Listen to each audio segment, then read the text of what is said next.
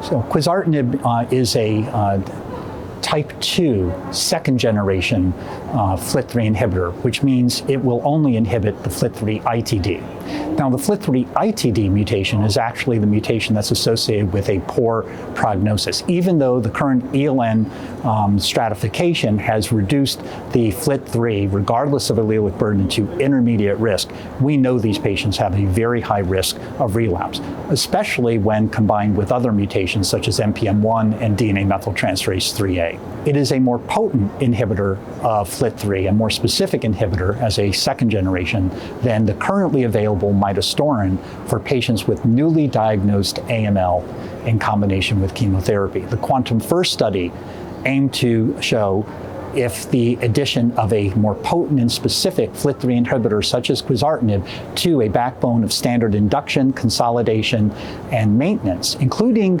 maintenance following allogeneic transplant in first remission, would improve on outcomes. I presented the results of QuANTUM-First at the plenary session, presidential session at EHA in 2022 in Austria, and the primary endpoint of the study was reached with an improvement in the median survival of patients receiving Quizartinib compared to placebo, with a hazard ratio of 0.776 that was statistically significant.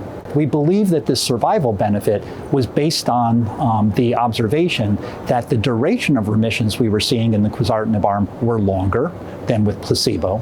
The cumulative incidence of relapse in the Quizartinib arm was lower compared to placebo, being around 31%.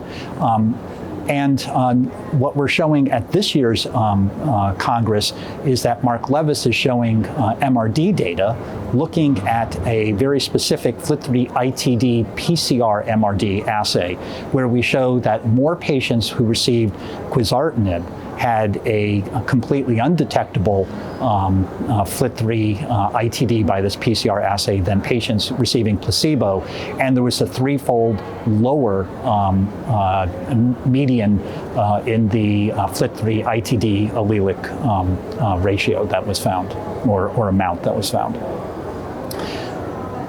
Richard Schlenk, the co-chair of the steering committee with me for QuANTUM-First, is presenting our transplant data. And the important news here is that patients who received Quizartinib and then went on to a transplant compared to patients who received placebo and went on to a transplant, those receiving Quizartinib had an improvement in survival.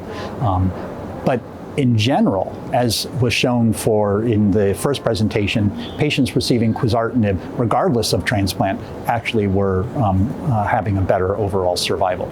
So we still believe that at the current time, it's very important for clinicians taking care of these patients to treat patients with, if they're treating with a curative intent, to treat with intensive chemotherapy with a FLT3 inhibitor, currently midostaurin alone in the United States.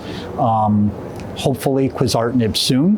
We can decide which one to choose for patients, but then moving on to an allogeneic stem cell transplant if at all possible in first remission.